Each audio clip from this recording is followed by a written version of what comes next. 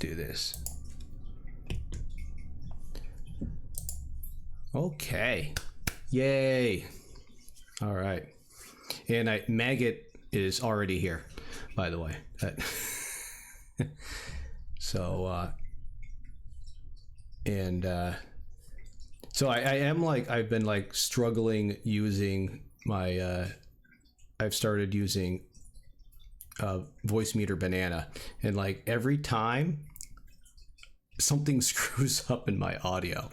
So since Maggot's here, if you can't hear somebody, let me know. Says, you know, if you're a streamer, right, Melissa, you know that there is like a constant battle going on between you and the tech. It's not one thing, it's another. I was going to do StarCraft on Monday, like I usually do, me and Steve, and GeForce decided to update their drivers like that day or like the day before. And so, you know, I started the game, everything works fine, but of course it's not rendering at the right scale that I want to stream at. And I'm like, all right, we'll just can that. Like, I'm not going to not play, that's for sure, you know, because that's my downtime, right? It's my chill time. So, but I was like, all right, that's streaming for you. Once in a while, the tech just kicks you in the butt. Yeah, I'd like to eventually start like streaming gaming, because actually, I'm addicted to Far Cry 5. I'm a well, there you go. Now. But I use my little laptop, and so it can't handle that. It can barely handle the game, so it definitely can't handle streaming it. It's a different level of streaming when you start having to do the games. I know Rocket Sage does a good job with her science/gaming bit. You know, her stream goes between the two pretty well. It's fun to see that.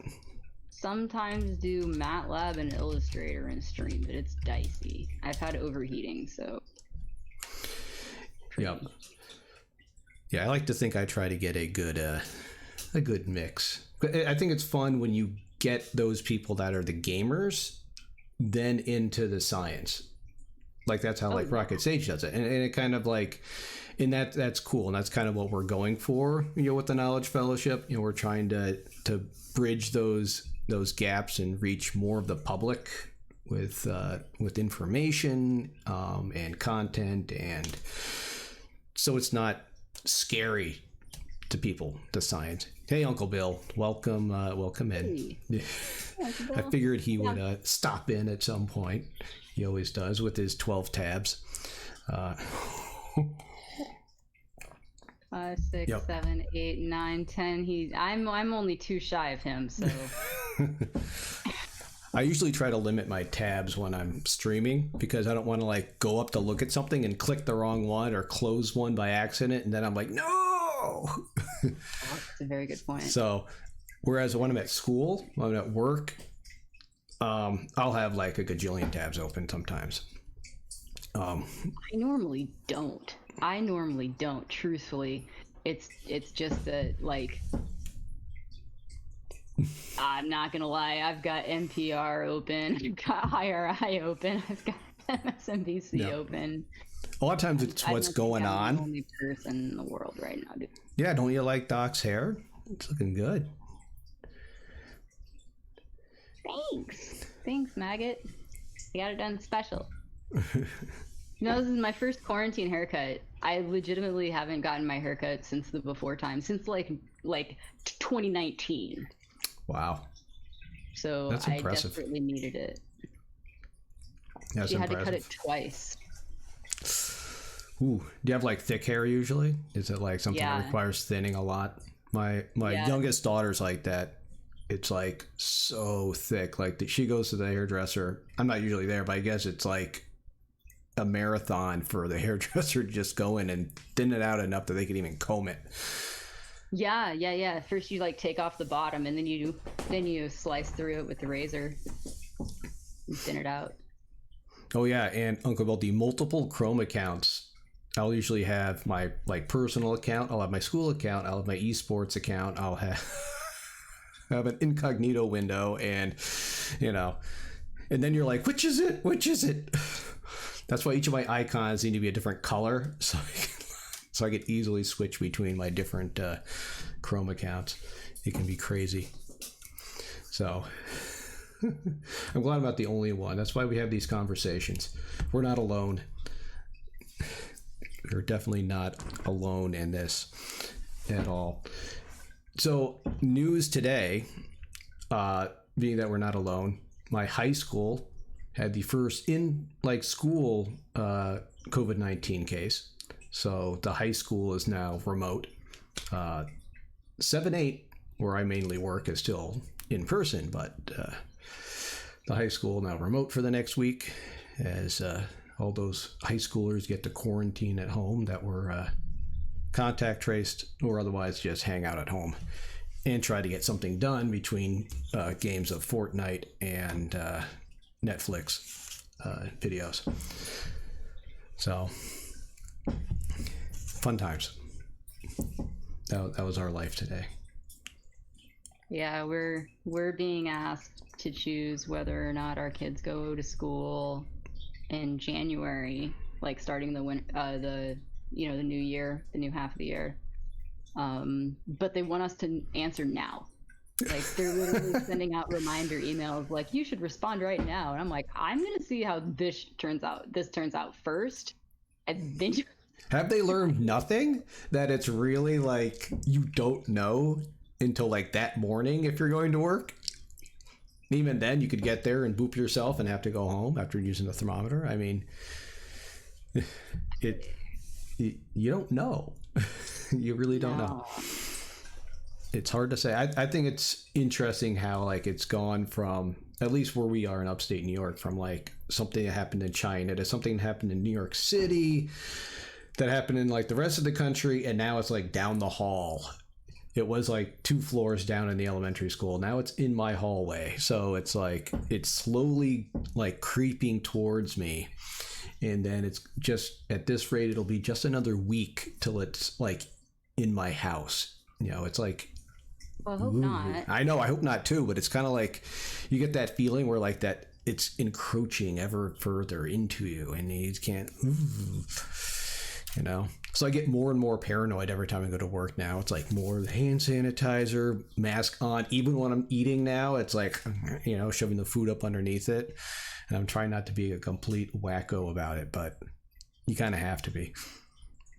Yeah. I still like to visit my parents, you know. Oh, there you go, Maggie. Yeah, you had a customer with it? Oof. Yep. The circle's closing in. Circle's closing in. So yeah, I live in a I basically live in college town. Hi, tropical. Hey, thanks. But yeah, I live in a college town, and our county is quickly regressing thanks to the inhabitants that came back. Yep, they can't prevent that really. But and thanks to all of Doc's followers who stopped by my channel and gave follows even when I wasn't there streaming. Appreciate it. Appreciate that a lot. Thank you very much. Hopefully you come back for some more chats, or you watch some of the game streams, whatever flows your boat. Whatever gets you going. So Maggot wears the goggles, gloves, mask out in public. Wacko say faux. Yeah. I don't quite wear the goggles. I could. I have enough chemical splash goggles. I could just wear that as well. But so I could, but I'm not going to go there yet. I'm not going to wear like an apron and a smock or anything either. I'll just wash my clothes. I glove up when I'm at the gas pump and stuff. But thanks, Jenny. Thanks. But yeah, no, I glove up when I'm at the gas pump or at ATM, and I constantly have. I'm very germaphobe. I love the smell of bleach. I may have not had needed to purchase as much cleaning supplies as everybody else because I'm well stocked still from the before times. I'm like. That happened the other day. It was like last month when like toilet paper was actually like stocked. And like my wife brought stuff home and she was like, it was just there. I bought it. I'm like, we don't need it. We have enough for now. You know, it's like, well, I think people have just gotten, it's kind of like after the Depression and, you know, and you go in your, at least my, you know, grandparents' basement, and you're like, why is all this stuff down here? Oh, you never know. We got a stockpile. Teeny tiny toiletries. Yeah. Right here. That's my jam.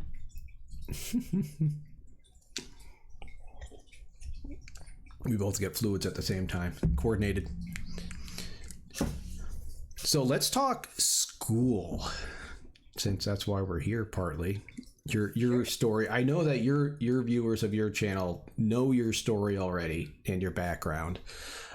Maybe some other people that have stopped by, you know, don't know your story. So if you want to like kind of give a backstory of where you've been and where you're going, so we know. Yeah. So I took the long way around. I'm not quite done with my PhD yet. This is my final year. I was supposed to defend earlier, but between pandemic and life and all the things, then it just didn't happen. But that's all right. So I actually didn't graduate high school. When I was 17, I got pregnant, and yeah, I dropped out because I felt like I had to work full time. And I'm not gonna lie, like that's not just that. I was like not going anyway. I was bored. I hated it. Truthfully, like at 15, my parents emancipated me, so I like was kind of couch surfing and living with randos and things. So school wasn't really like a priority. And then when I found out I got pregnant, yeah, I was just like, yeah, I guess this isn't gonna happen, and withdrew from school to work. But then I got my GED. So I got my GED at the Adult Basic Education Center in Kansas City, Missouri, because that's where I'm from. And then I went to the community college. So I started community college after I had my daughter, maybe about 9 months after I had my daughter. And at that point, my parents had allowed me to live with them again, or live with one of them again. I don't exactly see eye to eye with them, although I appreciate what they've done for me and how much they have helped me with my daughter. There's still quite a bit of, you know, rubbing there, if you will. So I worked full time. I was a paralegal, so I decided I'll go to law school. And oh yeah, you didn't know this part of the story, Tropical? Yeah. So I do have a 2-year associate's degree. I am a certified paralegal in the state of Missouri, and I did family law and bankruptcy for 3.5 years, and I couldn't do it anymore. I saw just the most horrible and unjust things happen, and I couldn't deal, which, you know, I have a lot of respect for attorneys who can do that work, because I couldn't do it. No, I'm not still a Missouri maggot. So I transferred to the local 4-year. So I went to UMKC, University of Missouri, Kansas City, where I got my bachelor's. Met my husband, and we didn't start dating until we got to California, where we both ended up going to grad school together totally independently. Like, it was not at all coordinated at all. I didn't know he was going to the same school I was. We had no clue whatsoever. But we ended up at the same school, and then we kind of really started dating. So, you know, life works in very, very weird, mysterious ways. So I moved out to California with my daughter, and started my master's degree at Fresno State. And that took 3 years because I, you know, teach and I tutored. So like I tutored the football team. So I actually really enjoyed working with student athletes sometimes. Sometimes it's like, but sometimes, you know, there are some you would not expect these student athletes to have the intellect based on stereotypes. You know, you see like stereotypes of the dumb jock, but they're not all like that. There are some very intelligent student athletes at many schools. So I think that's one stereotype that I like to try to debunk. Even though, I mean, there's some that are just there to play, but there are a lot of student athletes that are there for the degree. And I think that's important to mention. So yeah, I worked on my master's for 3 years and worked on a volcano in Northern California called Chaos Crags in Lassen. I don't know. Started my PhD here in Santa Barbara. It's taken me a bit longer than I would like. So hopefully I will get my PhD this year. I had some restructuring, so I restructured my committee. Feeling a lot more supported now because it really does, you need support. You can't do anything yourself. You have to have support. And I've been really, really lucky to have the support system that I do at the various points along the way in my life. Yeah, so hopefully I'll get my PhD this year, and at the same time, my kid will be out of high school. From what that's cool. Graduate at the same time. Yeah, right? Graduate at the same time.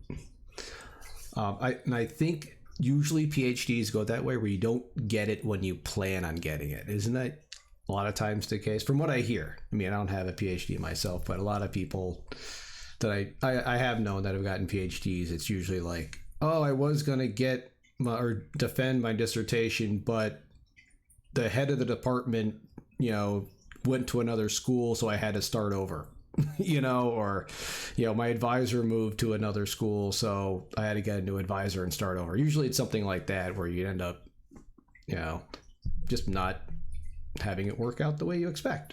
But yeah,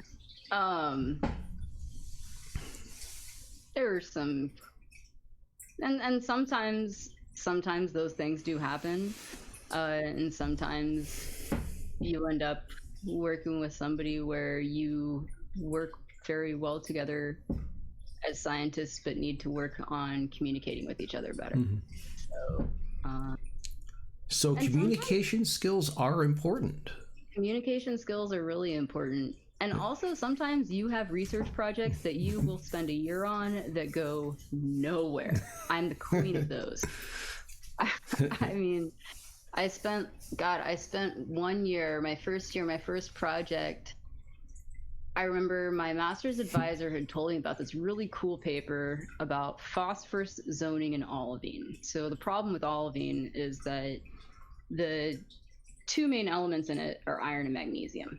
And those elements like to move through the crystalline structure of an olivine pretty fast. It's called diffusion, that when the elements move through the crystalline structure, that process is called diffusion.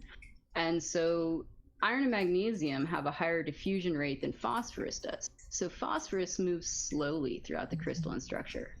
And I was like, oh, okay, well, maybe if phosphorus moves slowly enough, since you can see phosphorus zoning using cathodoluminescence in an electron microprobe. Cathodoluminescence, I truthfully don't know how to explain that. I'm sorry, because I don't understand it. I know that it's just one of the, I don't know. It's one of the settings on the EPMA. But I know that if you look at it under cathodoluminescence, phosphorus zoning will show up in an olivine. And so I was really hoping to be able to use that as a thermometer, because for my master's, I looked at the pressures and temperatures that minerals had crystallized inside of a magma chamber to try to determine the eruption triggering mechanism for this one volcano in Northern California. Oh crap! I forgot where I was off. So I spent like a year trying to work on this project because I just knew that the olivine could preserve the aluminum, and the phosphorus, and you'd be able to like tell the different temperatures throughout the crystal's history. And then I went to the experimental literature, because when you're trying to make a thermometer, you have to look at experiments that people in labs actually do. And then that's how you calibrate your stuff, is based on those experiments. And it turns out there were 11 data points. So you can't calibrate anything with 11 data points. Not anything. And then on top of it, the phosphorus wasn't really linked to what I thought it was. It was coupled with aluminum, and things go out the window. So I know a lot about the olivine structure, though. I learned a heck of a lot. But well, that's one of those things where you don't know where the research is going to lead you, and you never know. Like 5 years from now, or 10, or whatever, the cathode illumination might be something else you come back to doing other research. You never know. That skill, like I've done that before with tech and with teaching, where it's like you'll just put something aside and be like, all right, I'm not using this now, but it's there if I need it, and you come back to it later. So I have papers, because I can't read on a computer. So I have papers in a file of like future research projects, all covered in sticky notes with ideas, things like that. Oh yeah. And I think when, the problems that students often have, especially even like 8th grade, which I teach very often, is, that failure becomes too much of a defining moment on who they are, versus it just being a process of learning in science, right? Well, so they think of themselves as being a failure versus the experiment failed. It's like, and that's why I tried to tell them, like, you didn't fail, the experiment failed. I mean, you can always try it again. It's like, or try something different. So kids can get very hard on themselves, and I think people in general be very hard on themselves about things, more so than they need to be, versus kind of taking it to heart a little bit, but then moving on. Yeah. And I think that I have a problem with that. Like, because that's part of what's taking me so long, is not being able to separate myself from my science, because that's just kind of who I am and what I do. And I love it so much that when things go wrong, I really don't deal well with it.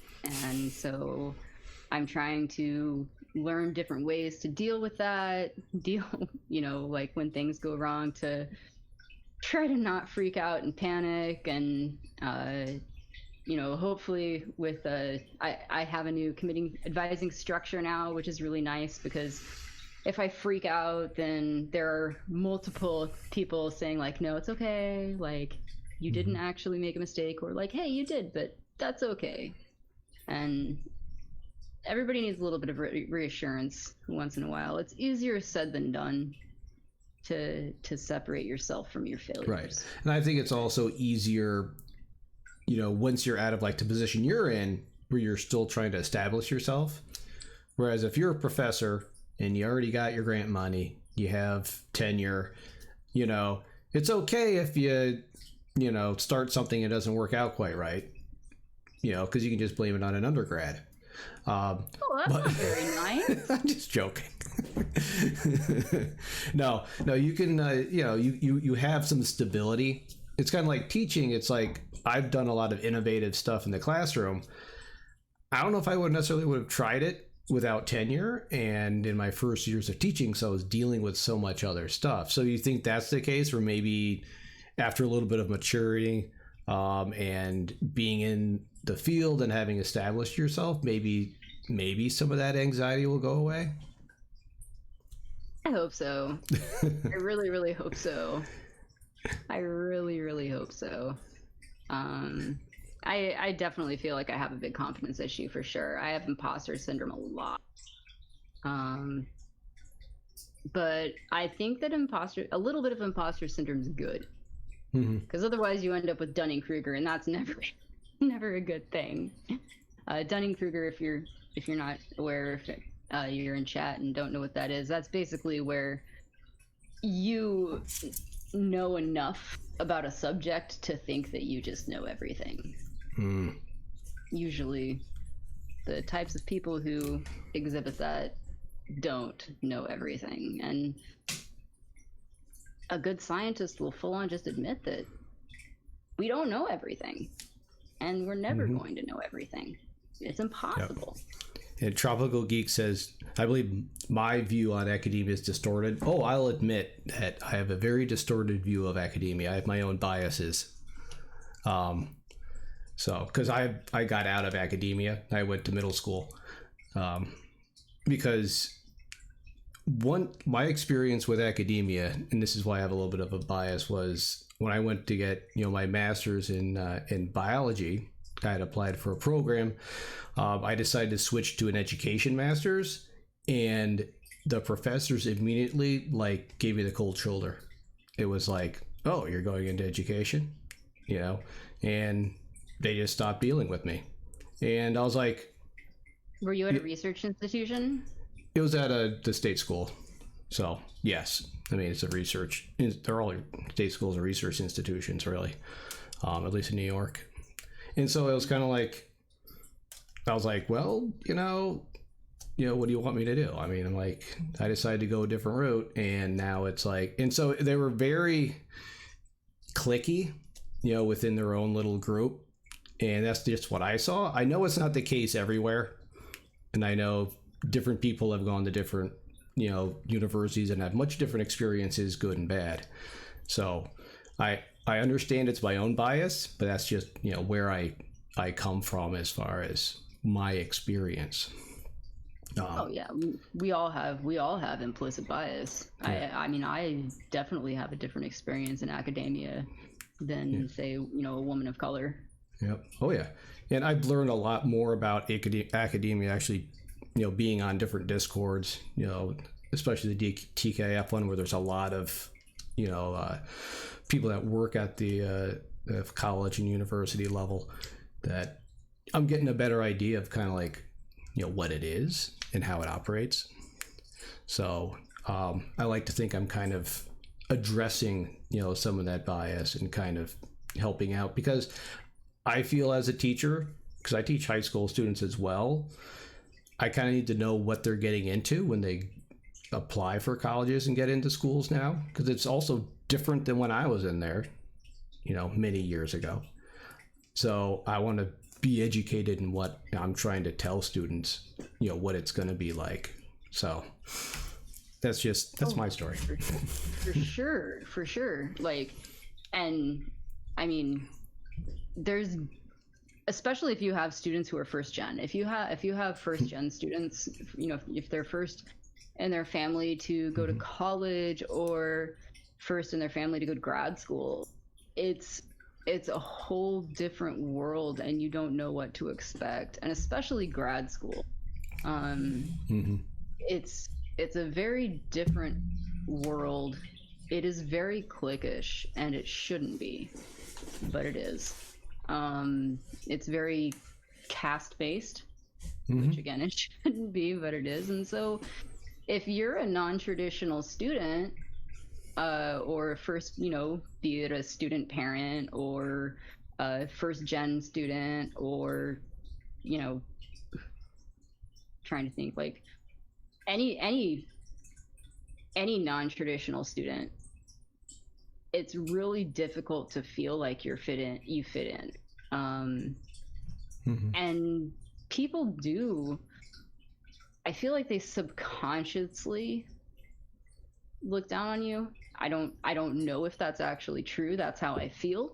That's at least how it makes me feel sometimes. And sometimes as a non-traditional student, you wonder why you got that award, stuff like that. Right. And yeah, it shouldn't be like that. Sorry, I'm rambling. Okay. Now I'm just rambling about academia.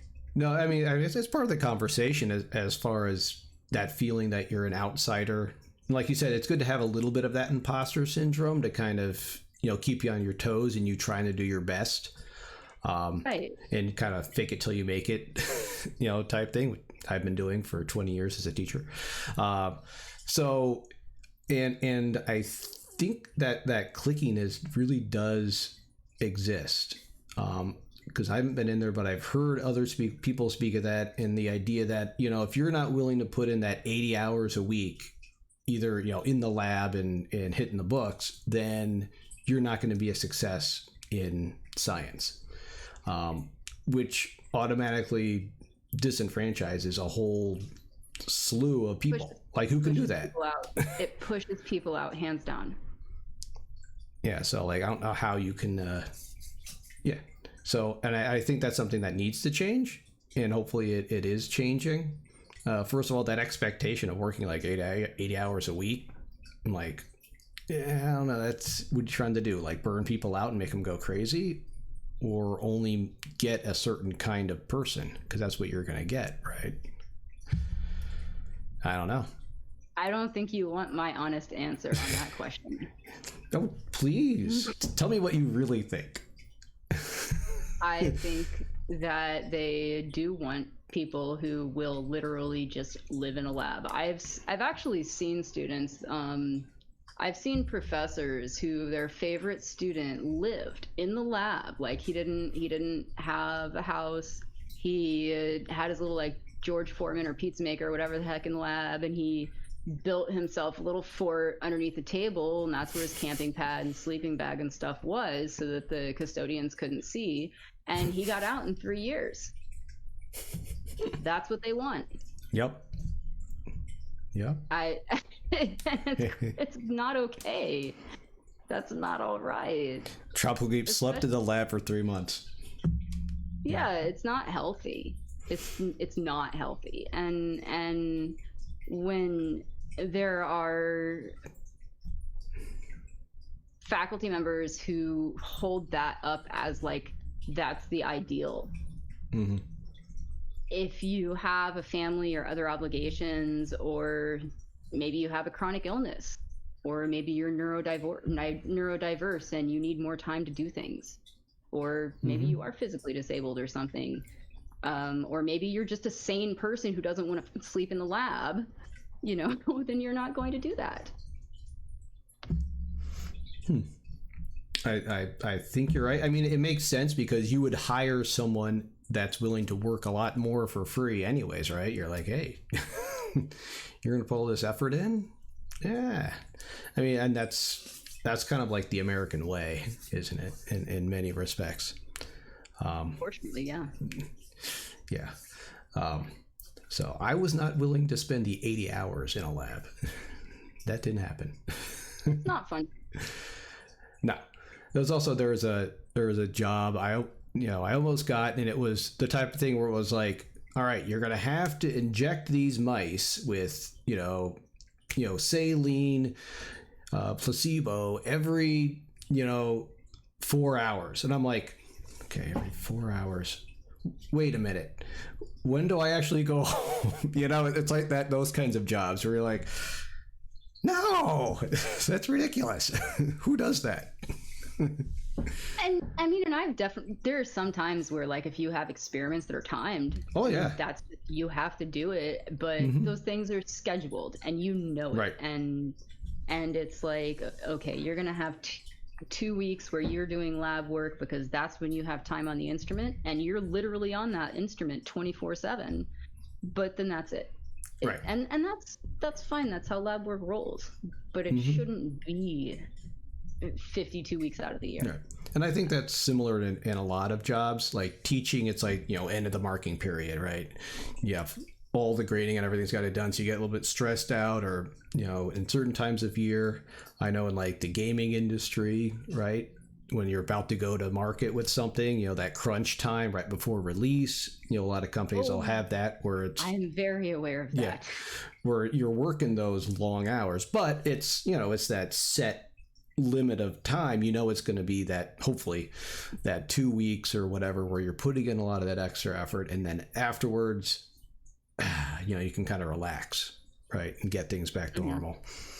So Rakatakatea says, problem with lab work is that you have to write a report after.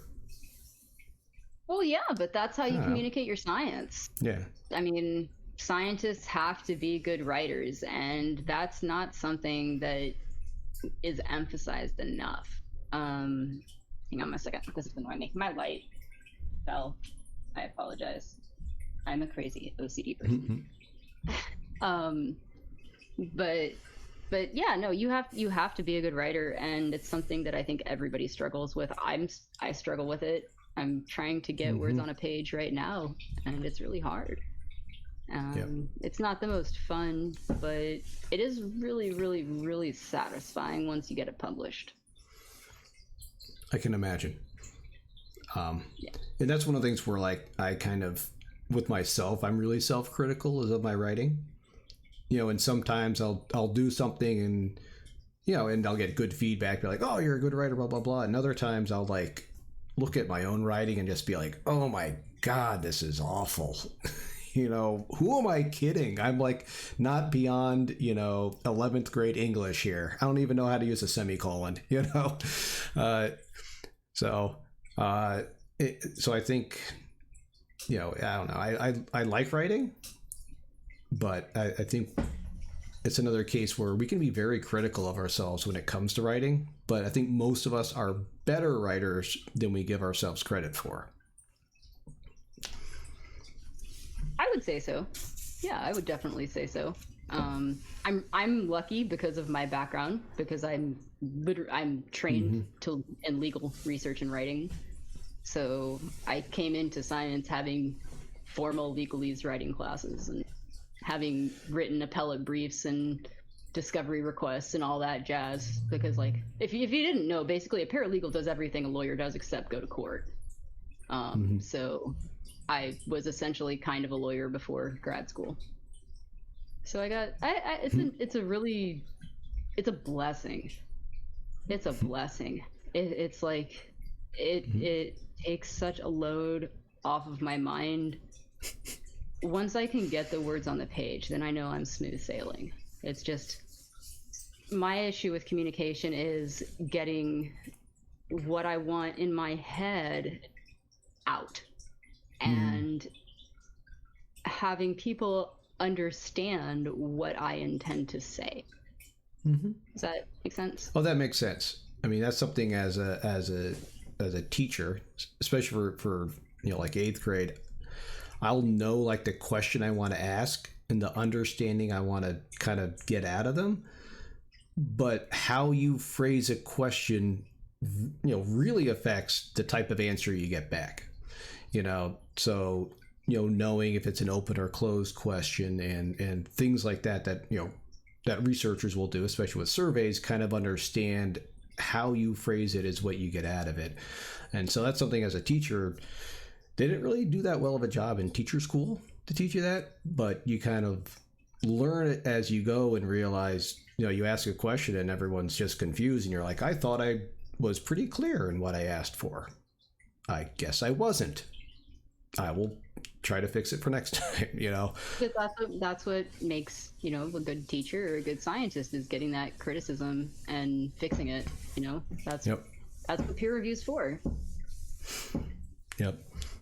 Uncle Bill's crippling self-criticism of writing broke his academic efforts. That is unfortunate. So Uncle Bill, I'm slightly proud of this. I'm slightly proud of this in a terrible student way, in one of those slacky undergrad ways.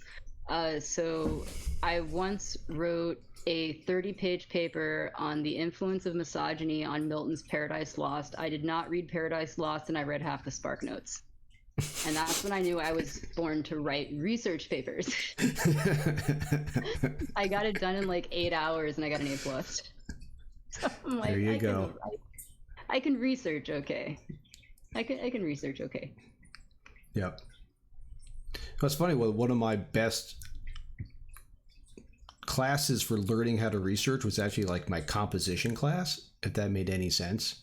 Like, it was an English class that really taught me how to like take stuff from all different sources and bring it together into a coherent, paper. That's what you're supposed to do in composition. But scientists aren't necessarily good at teaching that, I don't find, at least when I was in college, because it's kind of like they already know how to do it, but they don't know how to teach you how to do it. The suggestion to me was, well, you just have to read lots of papers. which I did, and that did help.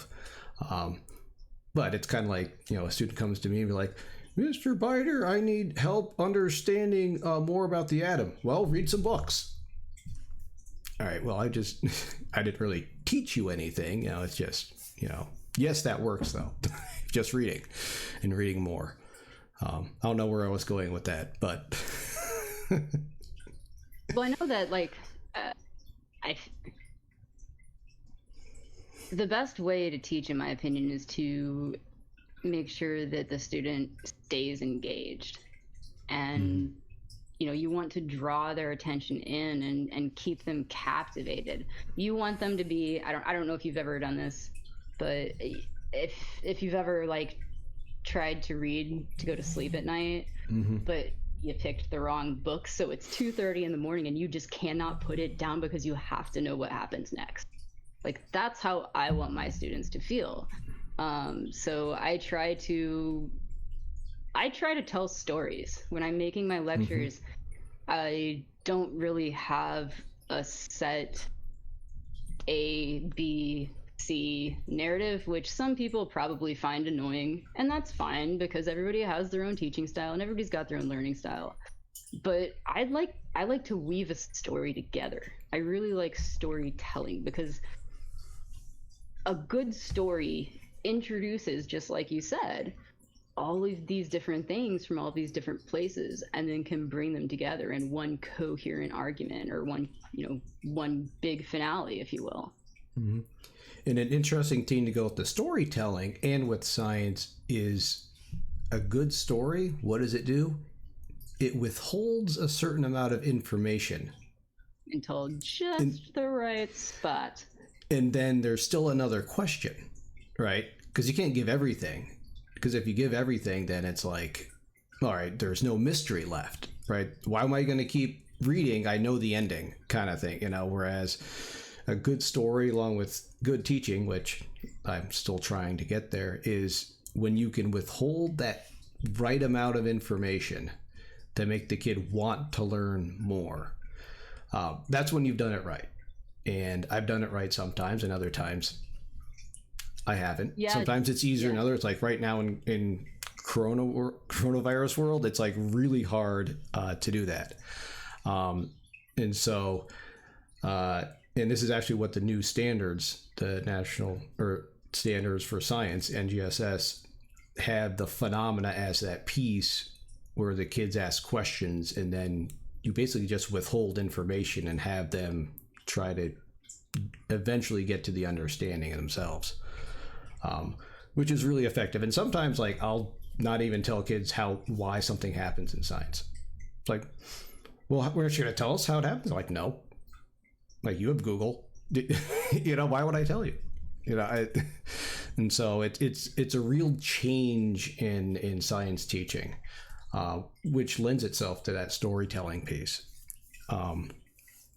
Now, my question to you, and one of the things I know we wanted to get into was your high school experience, and your struggles. And I know a lot of students, we have a 50% graduation rate in my school, something like that. Not great. You spoke about engagement, in trying to keep those kids in.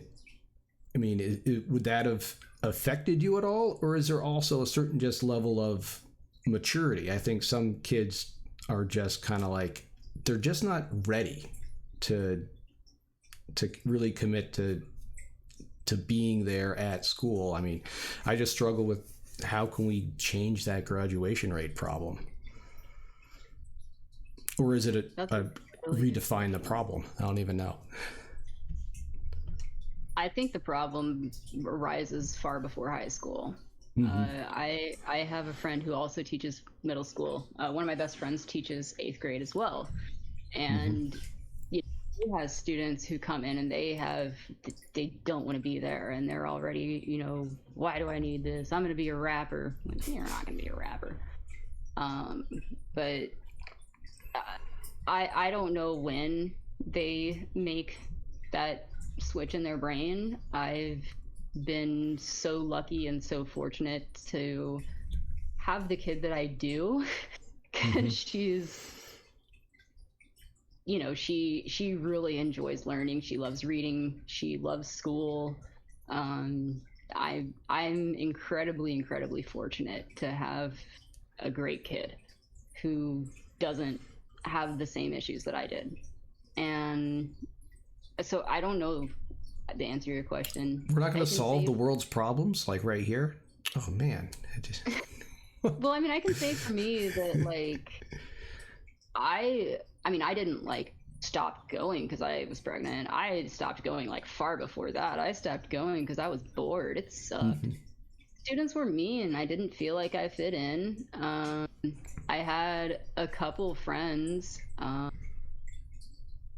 You know, I blame my best friend for moving away. No, I don't blame her at all. But yeah, I got emancipated at 15. Boys got more important.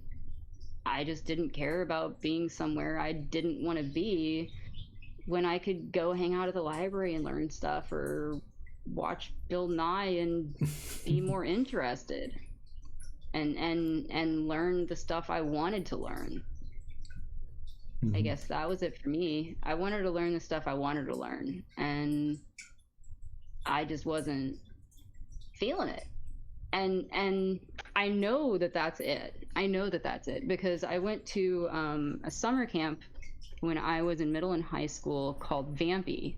It's Verbally and Mathematically Precocious Youth. It's run by Western Kentucky University. It's part of the Duke University Talent Program, and I would highly recommend it to anybody. Students can go in as young as middle school. They have it's a basically it's a summer camp for gifted youth. You test in I had taken my ACT in like 7th grade and gotten I think like an 18 or a 20. I don't know. It wasn't like really high, but it was high enough to get into this program. Um, but I don't know what they'll do now that nobody takes those anymore. Anyway, I somehow I guess my parents were able to scrape together the money. I remember doing a lot of fundraising because it's pretty expensive to, you know, summer camp. And you go for a whole month and you take an entire college class, and I loved it. It was my favorite place. I love it. Like, sorry, I actually love Van Piece so much. Life changing, for sure. It really was. uh yeah, it was like the first place where I felt like I actually belonged, where there were people like me, and and there were all sorts of people there, like from all walks of life, all Mm-hmm. backgrounds. It's just that everybody kind of was just really smart and felt like they didn't fit in, and that's where we felt like we belonged. It was great. So my first year was the summer after 8th grade, and I took physics, and that's when I fell in love with physics. I thought it was so cool. But I'm not really good at math, so I struggle a lot with math. Um, I still really struggle with math. As much as I enjoy physics, it's hard for me because I have to work at math so hard. Then my second year, I took genetics. That was super fun because we got to raise baby chickens. And I just remember this one guy had this chicken with a weird beak. That's all I can remember from the class. That and Punnett squares. Um, and then my third year, I took a course on Nazi Germany and the Holocaust, and that was illuminating. It was such a powerful course. We took a field trip to DC and went to the Holocaust Memorial Museum. Um, it Yeah, I mean that experience alone changed me. And then my final year, I took medieval British literature. So I'm just like all over the board with everything. Um, I asked my dad because I don't have a very good memory of my childhood a lot. And I was talking to my parents, and I asked them, you know, do you remember, was I really into science as a kid? Because I truthfully don't know. Right. I don't know. I don't remember.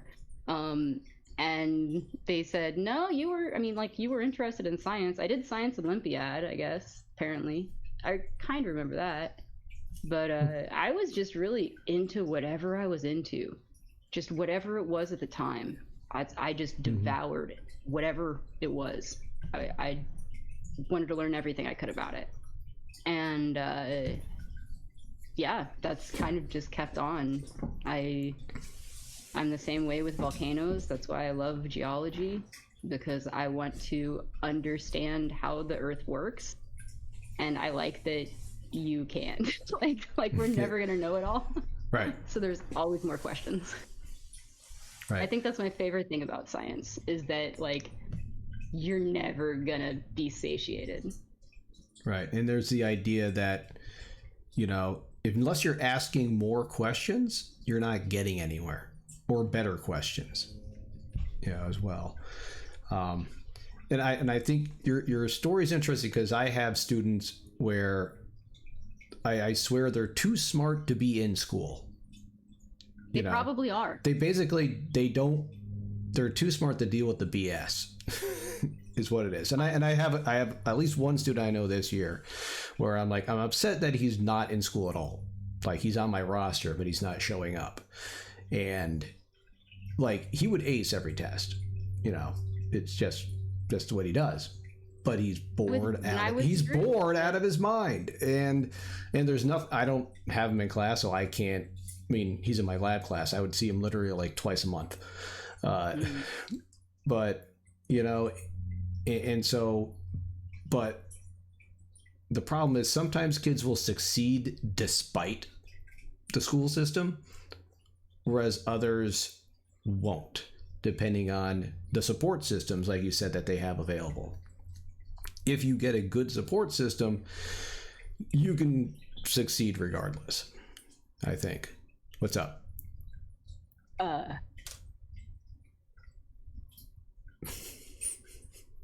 Oh, I was supposed to unlock the back door, and I'm failed as a parent.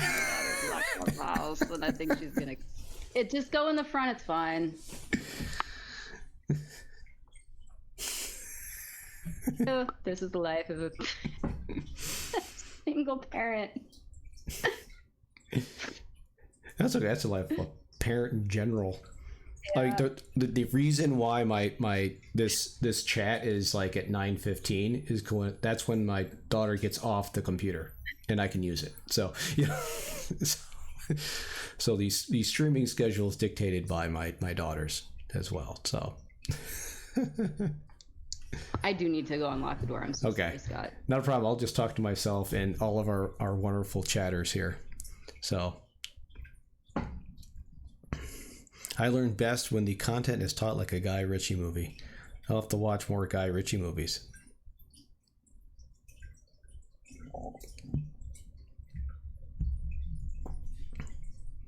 Hi. You can say hi. Oh, hello. Hello. You're now internet famous. No. Yeah. Yeah, when it's really quiet, the water you hear dripping is the aquarium in my room. Probably in this room. That's probably what you're hearing. If it gets really quiet, you know, and I stop talking, you can probably hear the little fish tank going drip, drip, drip, drip. So, and I can see your cute doggy back there. Oh yes, this is Mr. Felix. He's very vicious. He's got all of 7 teeth, and he's basically like an itchy lump of skin tags. He's 15, maybe 16. He's really old. He's very old and very smelly. Sorry about that. I That's okay. thought I had unlocked the back door. I did not. That's what makes life so interesting and fun. Yeah. But yeah, no. I don't know why.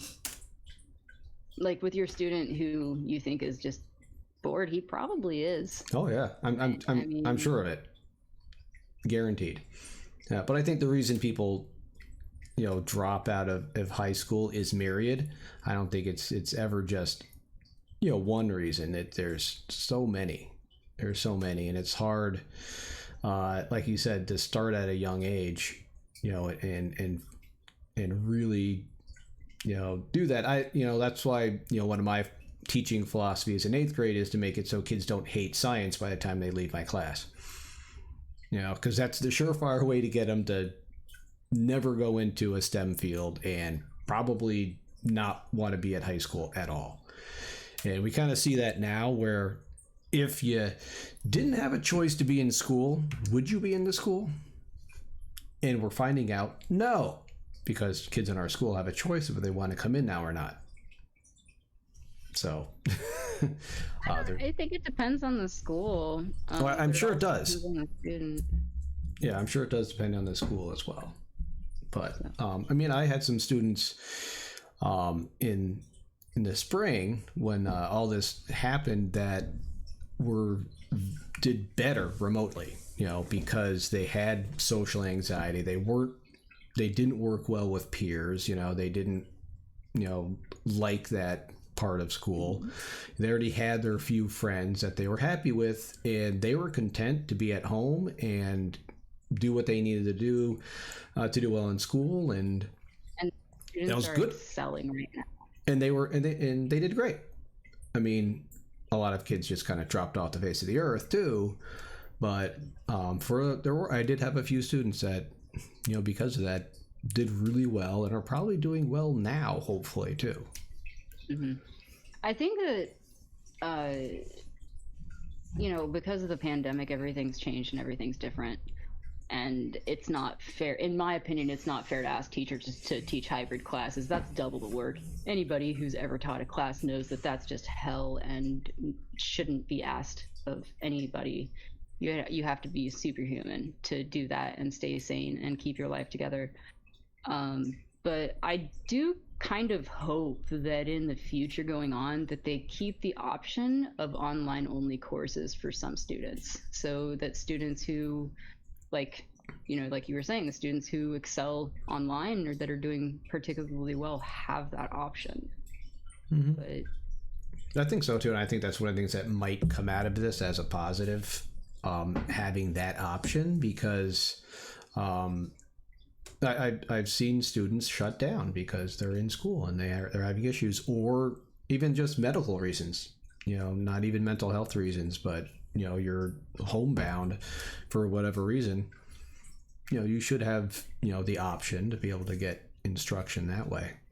And like anything, if there's something you're passionate about and you want to learn about it, you should be able to. You'll find a way to learn. So but I think also part of why some students who maybe drop out succeed and some don't, part of it is luck. I definitely think that part of it is luck. Just, you don't get to choose who you are when, you don't get to choose the life that you're born in, and some people have more opportunities than others. Mm-hmm. I'm very lucky in that I have a lot of opportunity because I grew up middle class. I'm American. I'm white. So I have more opportunity than most. But I also think that in addition to that, it does have to do with being self-driven. Mm-hmm. I think that there is some part of being self-driven that does drive student success. And I mean, my little sister, I'm the oldest of 4. I have 3 younger siblings. I have 2 brothers and a sister. And my little sister is the only one of us to graduate high school. Both of my brothers dropped out, and I dropped out for different reasons. And so I think my one of my brothers, he went back maybe like, I don't know, maybe like 6 years later, 7 years later, got his GED and then did like ITT tech and stuff because he likes computers and he realized he could like get a job with computers, but he needed a diploma to do it. Mm-hmm. I think that was his motivation. And then my other brother, he took like 15 years. He was 23, 24 by the time he went back to school. And I think part of that is recognizing that without education, it puts you at a disadvantage. And I think that was his motivation.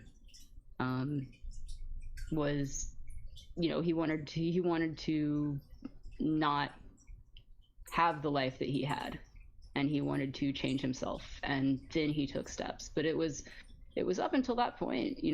There's some point at which a person realizes that something has to change, no matter what it is. And this is not you. I'm not talking about this particular situation. There are many life events that this is applicable to, where then that person has to choose, like, okay, am I going to continue to go down this path, or am I going to make this decision to do something different? And I think that making that decision is really, really hard often, and very, very scary often. And I think sometimes that can be why people don't make that decision. Oh yeah, I can see that. And I think sometimes it takes longer for some rather than others to come to that. I don't know. I don't necessarily even want to call it maturity, but a realization. Yeah, it's a realization, I feel like. Yeah, and especially when you there's something that you do want to do. Like you're like, oh, I want to go into computers, and then you have a goal in mind. You're like, well, I need to do these things in order to make that happen in my life, and then you can plan ahead and kind of make that happen. So you definitely have to find that one thing that's like the most important to you, or that one thing that you have. I think that's really important, and maybe it takes some people longer to realize that than others. Mm-hmm. Yep. And what gets me is, I've always been, motivated. I'm not like, a super go-getter, I guess. I'm not like devoting my entire life to one single project. I'm always in like 10 different places, but, one of the things I try to understand, but I don't understand when students aim low, where you're like, don't you want to, graduate high school and, get a good job? No, I'm just going to go work at Walmart. And you're like, don't you want to do more? No, my mom works at Walmart. That's good enough for her. I'm like, you're like, okay. But I think, like you said, eventually there's a realization, and, one of the things I had to learn as a teacher, as I develop a relationship with students, is people have make their own decisions. I can't decide for them. We can just talk and kind of ask questions, but I don't think I don't feel it's right for me to impart what I would do on someone else necessarily, because I'm not them. It took me a while to kind of have that understanding. It required a lot of listening on my part, and understanding how to talk with students in that capacity. And that's where, like, I had one student where we had a really good conversation on what defined success. Because they would say to me, students, I want to be successful. And then we'd be like, well, what would you define as being successful? You could be a successful mother. You could be a successful whatever. You have to pick something, though. What is it that would be successful for you, or would define success? Right. And that's something that's completely subjective too, because I mean, I fully believe that, like, if there's something you want to do with your life, I mean, be the best at it. If you want to be literally, like, you're like, you know what, when I was in elementary school, everybody was super mean to me, and there was this bully who always picked on me, but the school janitor was always just so nice and broke up the fights, and he really inspired me, and I'm going to be the best damn janitor ever. There's no shame in that. No. It's great. Absolutely Because not. that's your vision of success. Mm-hmm. And I think that success is definitely subjective. But I also think that society has a huge impact on how we define success. Mm-hmm. Um, I'm not sure if you've seen it. I'm a huge fan of Idiocracy. If you've never seen it, I have not yet. It's one of those things where I keep meaning to watch it, but it never happens. oh, Right, you have to your job is to remind me once in a while on Twitter or on Discord, and just be like, "Did you watch it yet?" You're like, "Okay, I'll do it." Yet? Yeah. It's, I mean, it really is. Mike Judge is prescient, in my opinion. But you know, if everybody idolizes, like I don't know, back in the 60s, the space race, right? Astronauts were so cool, right? I just, well, I'm not quite done yet. Sorry, excuse me. One of my favorite podcasts is called Ologies. It's basically every episode is like a different ology, and this past episode, yesterday's episode, was pedagogology. I'm saying it was science communication with Bill Nye. And yeah, I know, right? So yeah, I'm still not quite done with it, but I forgot where I was going. God, I just got so excited about Bill Nye. It's really the 10 minutes of it that I've gotten of the interview that I've been able to listen to already is just amazing, in that, you know, you keep things simple. I'm on a tangent. I apologize. It's okay. We allow tangents here on Twitch. It's just part of what it is, actually. But forgetful professor. I think that makes you a good streamer, when you can just keep talking. Yeah, pretty much.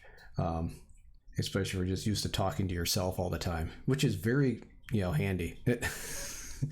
No, but we were talking about, success and what, determines success. And I believe, what you were trying to say was society sets you up for failure in a way, because you're supposed to be successful in a certain way that society deems you to be successful, whereas it is more subjective. Well, so I will agree with that statement. I will definitely agree with that statement 100%. But that reminded me of where I was going, and that wasn't quite it. I brought up the podcast because I just found out that Bill Nye's mom was a code breaker in World War II. I think I had heard that somewhere before. Yeah. I hadn't heard that. I was like, what? And during this interview, he was talking about how, like, back in the 60s in the space race, like, he was so interested in science, and everybody was interested in science because space was cool and astronauts were cool and, like, scientists were cool, And I think that our society doesn't think that anymore. I think that and I apologize if I'm being a bit partisan here, if maybe people thought that Dr. Fauci was cool. I think he's cool. I think he's very cool. Oh, he's like man of the year. I mean, come on. Yeah, or Kizzy. I know this is awfully disrespectful. I cannot remember her full actual name, but her Twitter handle is like just seared into my brain because I follow her so much. But she's also one of the lead infectious disease people on the coronavirus squad. And she's phenomenal. If we could get the public to idolize science again, I think that, or just idolize. Yeah, I mean, idolize like science and good morals and wanting to learn. Yeah, I think idolizing the learning part of it you know, Yeah. where it's not, Yeah. because there's still the, you know, oh, you're good at school, you're not going to be cool kind of thing. I think, and that's where the difference between like geek and nerd culture diverges. Like, it's cool to be a geek now. Like, you can love Star Wars and Marvel and Minecraft or whatever, and you're just accepted for the most, at least in my district, you know, because everyone loves different things, you know. But you know, the minute you're like also a nerd, then it, you know, you go on it's a different path, you know. And that's where you get into some of the other stereotypes that come along with that students, they see in social media or whatever, and they perpetuate, you know, these stereotypes, you know, which is horrible to see. I'm like, what is happening where my generation did not address this, and this is still an issue, and it will be an issue for another generation because the youth are now perpetuating these stereotypes still. Right. And it's kind of frustrating. There was a video that went around on TikTok maybe about a month ago. I don't know if you saw it, but it was like a teenager, and she was just like legitimately wondering like, hey, how did like math, like why is math a thing? How did we come up with math? Like why is there math? Which is a really good question. Like you want to know like why math exists. That's really deep. Brilliant. That's super deep. And all of her friends roasted her, and they made so much fun of her, and she went viral because her friends were awful. Yeah. And just ripping her to shreds. Meanwhile, I hope that girl happened to see Science Twitter, because everybody on Science Twitter was just like, "You're amazing. Please come join us." And so I feel like sometimes if you're an outcast or feel like an outcast, you get a bit of an advantage, not disadvantage. You get a bit of an advantage, in that you know, you're already like, these people don't like me. I'm never gonna fit in. Yep. You know. Right. And well, answer Tropical Geek's question. What is the difference between geek and nerd? My definition is nerd. You're just an intellectual, like wanting to learn, loving learning, and you know, being okay with that. Versus geek is more just pop culture knowledge of a specific topic. At least that's my internal definition. But that's pretty. I mean, that's the way I would understand it. Okay, good. I'm not completely off base then. Yeah. No, that's the way. But I never. I don't know. I mean, I remember everybody was like, God, middle school was not fun, and I don't remember why. So I was gonna say like, I don't think I've had problems being a nerd, but then I remembered, oh wait, middle school, I can't say that. Yeah. Well, that's one of the things on when we used to have parent night, back when you could do that. One of the things I would ask all the parents, I'd be like, who here enjoyed 8th grade? And like one person would like raise their hand. You know, it's like, yeah, 8th grade usually sucks. Yeah. My aim is to make it less sucky. But I do think that if as a society we really promoted learning, if there's so much emphasis on celebrity these days, which at some point when you have such a platform, you realize like you need to use it for good, which is what I'm trying to do. Like I'm wanting to try to show people that you don't have to, like, just because you had a kid when you were a teenager doesn't mean your life is over. Right. Because yeah, it's not fun, the looks that you get. Like, yeah, when you're a teen mom, people just like look at you and you know what they're saying about you, you know. And yeah, it doesn't make you feel very good about yourself. And I think that by telling girls who end up in that situation, or I shouldn't say girls, like people with uteri in that situation, I think that by telling them that their life is over and that like they've made a mistake and blah blah blah, I don't think that they're certain that you're doing them any good. I No. think that shows like 16 and Pregnant are terrible. And I think that they really serve to reinforce that stereotype that like, oh yeah, you got knocked up, but your life is over unless you can get on this TV show. Like, come the fuck on. No. Right. Sorry. Yeah. Well, and you know what? I think Family stream. I've had to like get over my own biases, you know, that were from my family, you know, as far as like a lot of things. But you know, teen pregnancy was one of those until I knew my own family members happened to be, you know, in that situation, and students, and you know, and they came out on the other side, and they were fine. They had stable relationships, and they got degrees, and they did well. And it's kind of like, you know, maybe my one set view on life is not the only one. You know, maybe you can be successful and keep learning, and you know, in defining success as what you want to be successful in, you know, and get out there like without meeting some predetermined notion of what you have to do with your life. Exactly. You know? And especially in like the order in which you have to do them and the time frame in which you have to do them.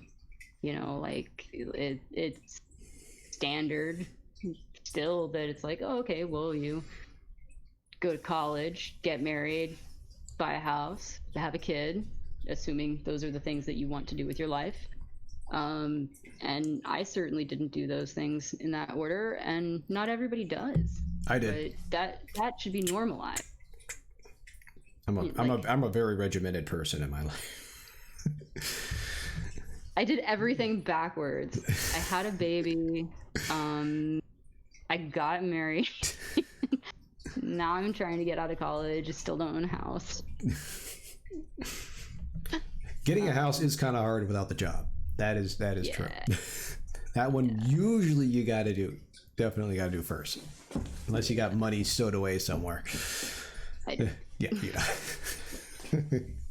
But I think that it's also important to realize that or to stress that you're never too old to take that leap, and that if it takes, like, just because something takes you 7 years, that's fine, because you know you're a sane person who doesn't want to live underneath a table. Like, you know, everybody things take people different amounts of time, and that's okay. But it should be normalized that that's okay. Yeah. And I think that's where the problem lies. Mm-hmm. The problem lies in that there's a uniform vision of success that's accepted, and that there's a certain order in which people are expected to do things, and anything that deviates from that norm isn't seen as successful, and or really acceptable, even. I'm sorry? Or acceptable. Right, yeah, or acceptable sometimes. Forget successful. It's just like, that's just wrong. Yeah, exactly. And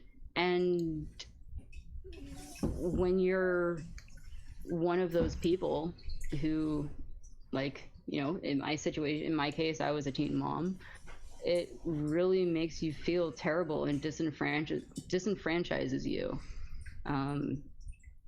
I think that, I mean, it's a lot to ask society to change. We're not doing too great at that already.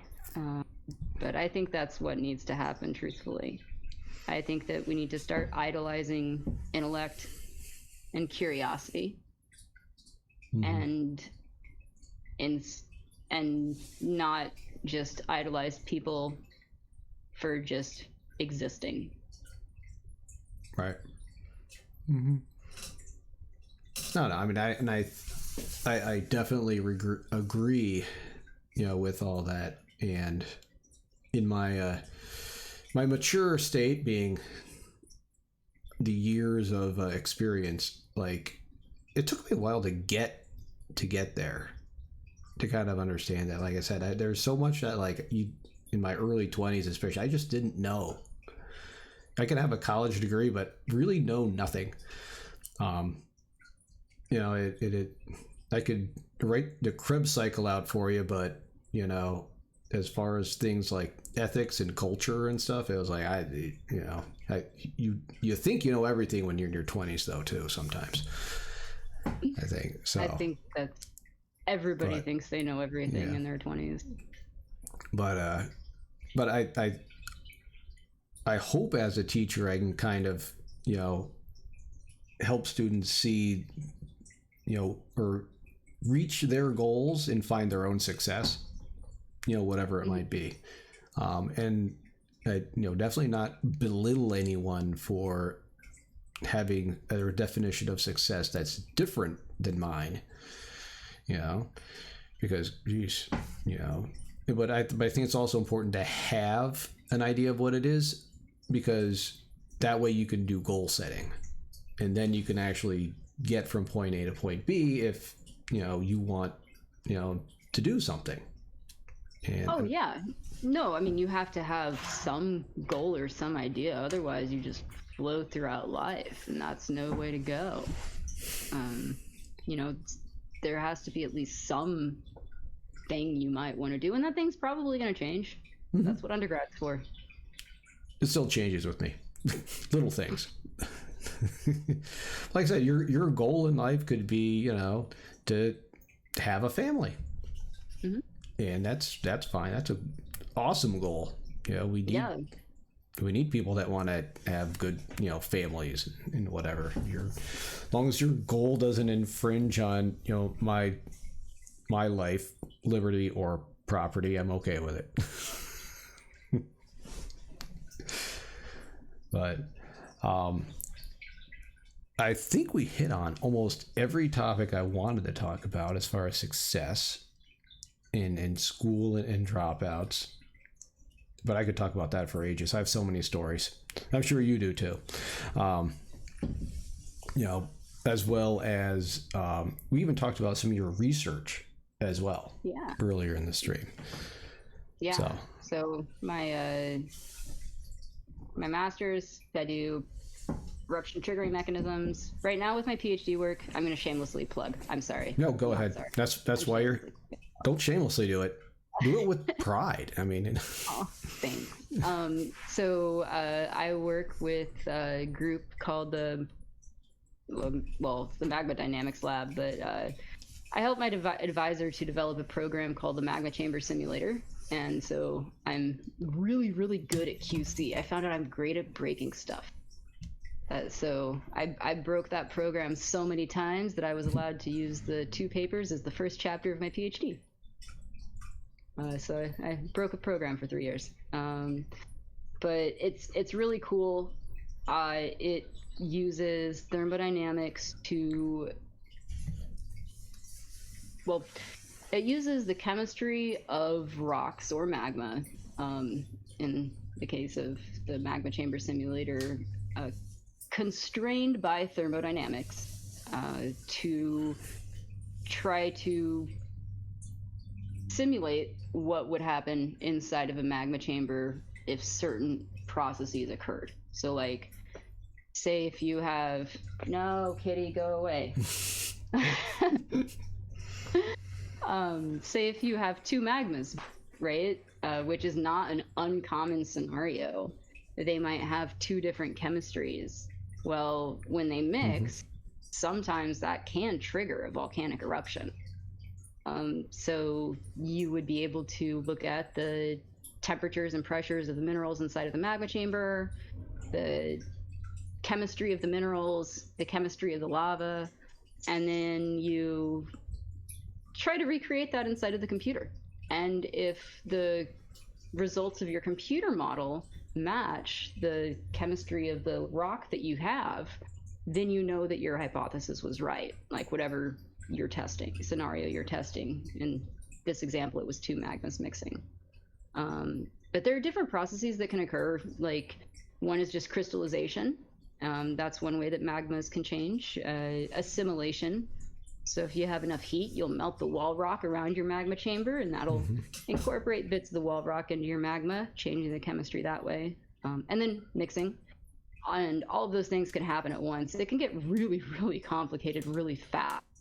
So we let computer models do it. And I work on 2 volcanoes. I work on Chaos Crags, so I'm continuing my master's research for my PhD. And I am almost done with that project. I have to redo part of it. Well, I have to look to figure out if I have to redo part of it. I hopefully won't have to, but I might. And that's fine. Like, sometimes you make a math error and you might have to redo some stuff, and that's okay. And then my other project I'm really excited about because I just got some darn good results. Sorry, there's a cat in a box. But yeah, no, so I actually do work on Kilauea Volcano. And the Pu'u eruption that just ended in 2018, it started way back on January 3rd in 1983. So it erupted for 35 and a half years. Like, nonstop. Well, not nonstop, but it takes 90 days or more of no lava to be not erupting. So I work on a small bit of that eruption to try to figure out what is underneath the inside of the volcano. Magmas that never came out. I'm trying to figure out where they are, how much of them there is, and what eruption they can be fingerprinted back to. That's cool. It reminded me, I actually had a student, we were talking about changes in matter, solids, liquids, and gases, and, putting energy in and taking energy out. And she asked, well, what happens if water's in like lava? Because I think, it's really hot, so it's gonna have a lot of energy. And I'm like, well, that's a really good question, and then she was asking, well, what happens if it's water and it's like, underground and magma? I'm like, all right, now you're asking some like really good questions. I'm like, well, it wants to get out, right? Kind of. It depends. Yeah. It depends. But that's what happens in your subduction zones, right? Because it's sucking like water down in there sometimes. So, right? well, That's what you see in graphics. The water in subduction zones, any seawater gets burned off. Right. The water that comes off to actually go melt the mantle wedge above the downgoing slab, it's trapped in minerals. Yeah. So like the water that they found on the moon, a week or so ago, I don't know what is time, however many days ago, it's the same concept. You have these clay minerals. They're called phyllosilicates. So think like phyllo dough. They got sheets. And in between those sheets, there's some little elements. And sometimes there's holes and spaces in the crystalline structure. And that's where water can hang out. Those holes and spaces in the crystalline structure, that's where the water is on the moon. And so in subduction zones, that's where the water is. It's trapped in the minerals that are riding on the downgoing plate. So then eventually it gets hot enough and they devolatize. It's like making beef jerky. Very nice. Like making beef jerky. And then like if you're in a magma chamber, it depends on the pressure you're at. And it also depends on how much water's in your magma and the composition of your magma. Because if you have lavas like at Kauai, basalt, they can't hold a lot of water. But lavas, say like at Mount St. Helens, they're dacite or andesites, they can hold more water. And that's part of what makes those types of volcanoes more explosive. Right. And then when your magma's under higher pressure, it's in solution. It's like it's shaking a pop bottle and taking the lid off. It's dissolved in solution in the magma. Magma is a multi-phase, multi-component fluid. So it's solids plus or minus crystals plus or minus gases. And those gases are either dissolved in the melt or they've exsolved. And now you have bubbles that are literally bubbles in your magma. And Oh, go ahead. Sorry. I was going to say one of the misconceptions that I know that I had, because I don't have a geology background, that I only like realized I had this misconception like maybe 3 years ago. Because like you see these diagrams of the inside of the earth and it's like the convection currents and you're like thinking that, it's all like liquidy when it's not. It's actually like you can say it's a fluid, kind of. It's a Bingham fluid. Right. And but I think, I'm guilty of it myself, teaching it almost as like it's a liquid and it's like going up and down, and it's like, it's not quite like that. It's actually not like that at all, really, because it's not like a fluid like you would think of water to be, or even like an oil.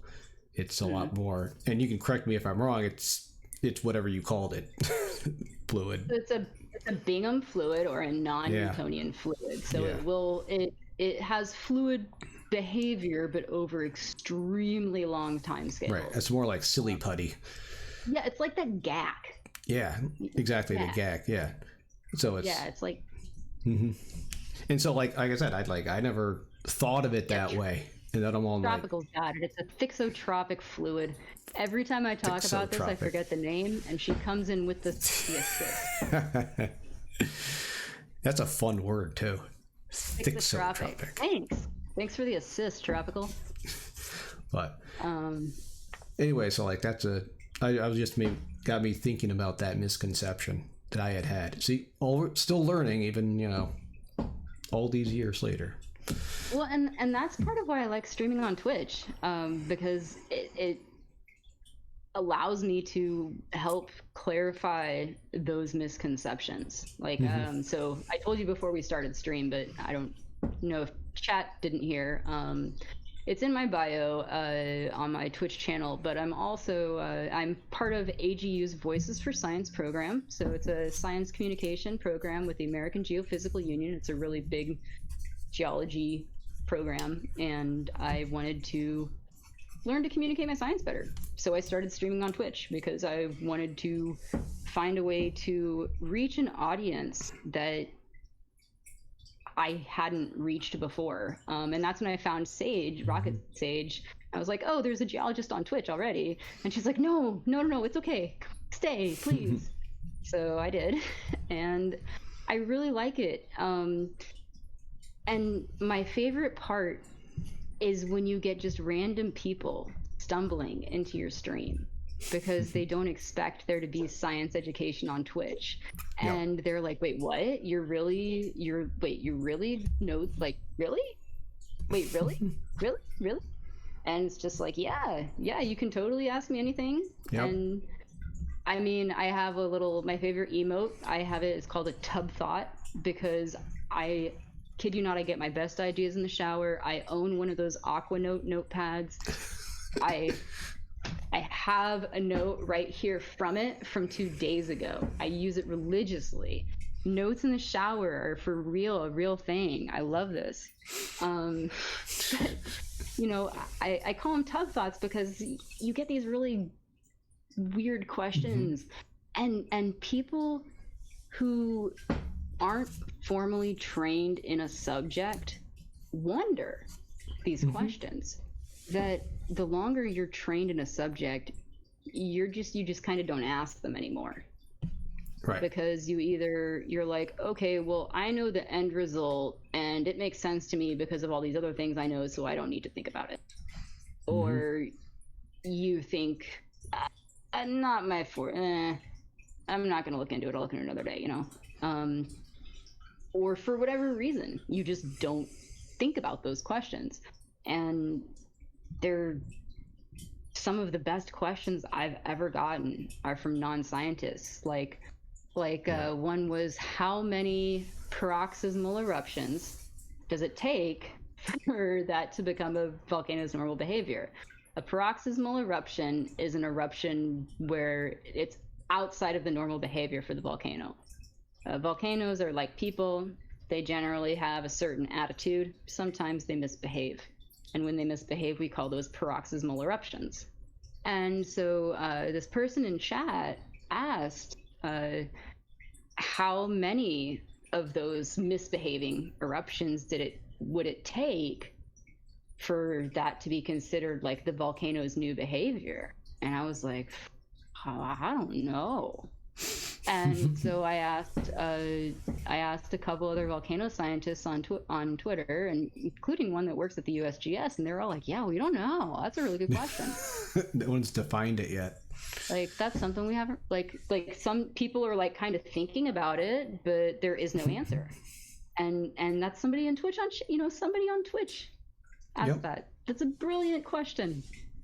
And so I don't know. I like being here. I like streaming on Twitch. I like being able to share my science with people, and I like being able to correct those misconceptions and just be there to be a reliable source of information that and straight up, somebody can come into chat. I don't know if you've been lurking and you've seen it. You probably have, where they'll ask me a question. I'll be like, yeah, I don't know. Let's look it up. Yep. I was there earlier in the week. You did that. Look it up. Yep. Look it up. So, we do that in class too. In my class, kids will ask a question. I'm like, I don't know. We have Google. Let's look it up together. Let's see. and as a scientist, I think that that's probably one of the most important things that I can do when I'm streaming. If somebody who's a non-scientist sees me as a scientist saying, yeah, I don't know, man, that's a really good question, let's figure it out.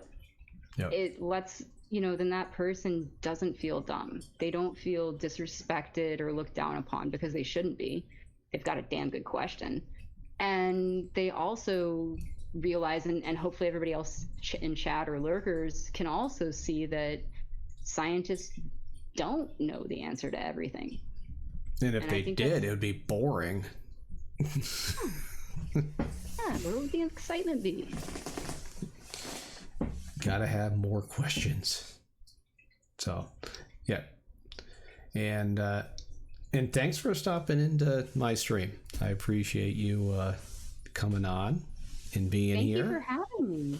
Thank you. I chatted so long. No, that's okay. That's the whole point of this, is to chat, right? And talk. It is getting close to my bedtime. It's 11 o'clock p.m. here on the East Coast. And yeah, I do have work tomorrow. So I had to get my 6 hours of sleep and move on from there. But definitely.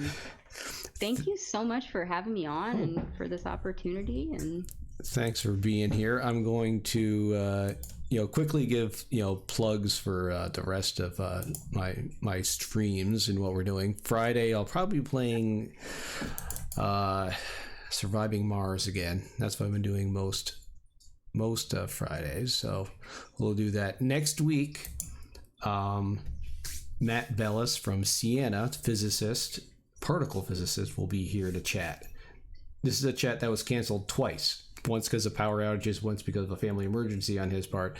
So hopefully this time it will work out. Really exciting. And he'll be by. I did a physics program with him one summer, and he's big in his program in recruiting women into his physics program. So we're going to chat about that a little bit, as well as his research that he's doing. I know he was at Fermilab earlier in the fall doing some work. So one of those cool science places I've always wanted to go, kind of like CERN. You're like, I want to do a really nerdy field trip. So yes, definitely. I'm sure you have your new nerdy field trips you want to go on. I've been in a lab. I would like to go back. Back when we can travel again, or when we can do that again, we'll do that. So that's Matt Bellis. That'll be next week. And thank you, everyone, for joining us tonight.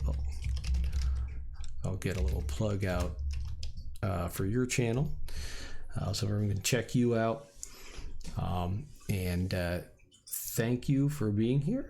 And we're going to say good night, good day, good morning, wherever you're at. That's what it is. Thanks, everyone, for being in chat and hanging out tonight. Thanks. Bye. Bye.